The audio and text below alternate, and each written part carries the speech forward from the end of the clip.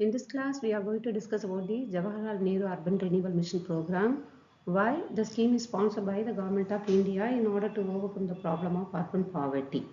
Before to discuss something about the urban poverty, we must analyze what are the reasons for the problem of urban poverty.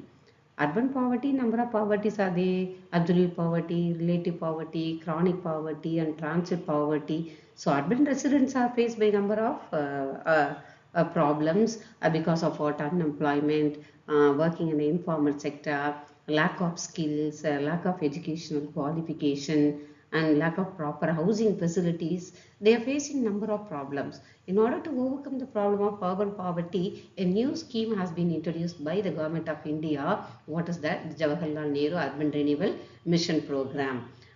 This program is sponsored by the Government of India only to overcome the problem of urban poverty.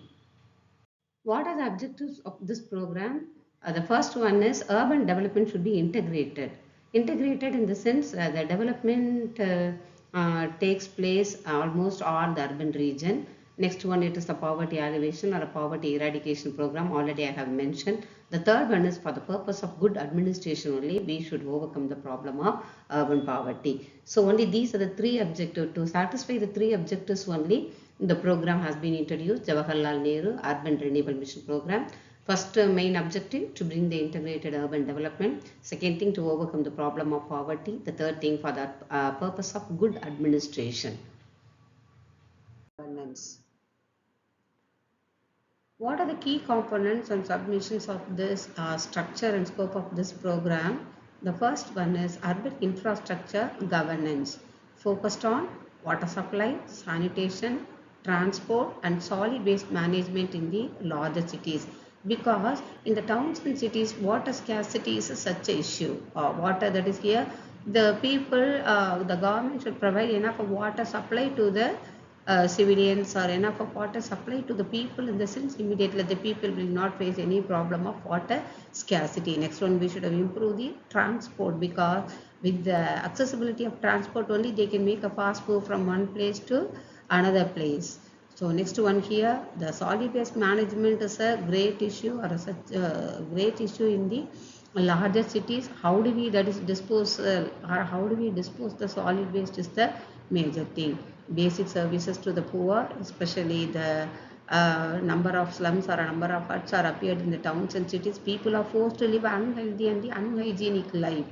For example, here those who settle their life in these slums and huts, in the sun, they cannot enjoy the proper drinking water, they cannot enjoy the sanitation, they cannot enjoy the proper medical services.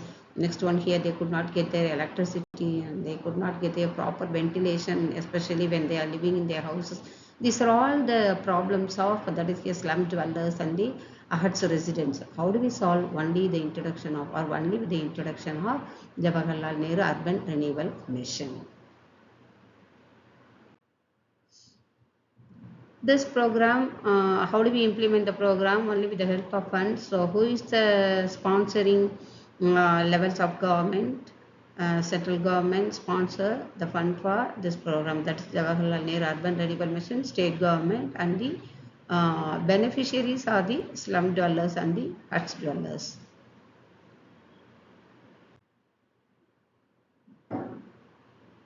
When we introduced this program, in the sense we could improve the water supply, we could improve the transport, we could improve the, that is here, sanitation facilities, especially by the adoption of solid waste management. In this, these are the three things were improved.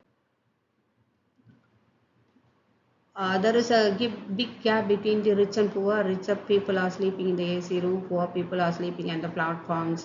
They have no proper housing facilities, they have no proper drinking water facilities, they have no proper electricity facilities, they have no proper medical and sanitation facilities. So the government has taken many efforts to solve all these problems, especially the affordable housing schemes. Next one, construction of community assets, provision of basic amenities to the people. In the sense, we can achieve the concept of social equity and inclusivity. Challenges: limited capacity of urban residents are covered by this program. Next one here, the laws. Laws, in the sense here, it is very complicated in nature. That's why in the sense we could not implement the program in an effective manner. Next one, coordination and integration necessary among the government departments or various departments, but this is lacking. Next one here, it creates number of environmental issues. Lessons learned from this policy implications: strengthen the autonomy, integrate social and environmental consideration, focus on participatory planning. What are the policy recommendations? Decentralized decision making. This is nothing but decision making is should be vested in the hands of each and everyone. Next one, it improve the sustainable practices and it improve the citizen proper living conditions. It is a basic groundwork for all the urban policies and program. It improve the infrastructure development of the urban areas. Next one, it is very helpful for making future policies. The success of urban mission is not merely in the infrastructure build, but in the institutional capacity, strengthen, and the lives transform. So far, we have analyzed the impact of Jawaharlal Nehru urban renewal, how far it is benefited to the slum dwellers and the huts resident, how do we improve the quality of the lifestyle of the urban dwellers and urban residents. Thank you.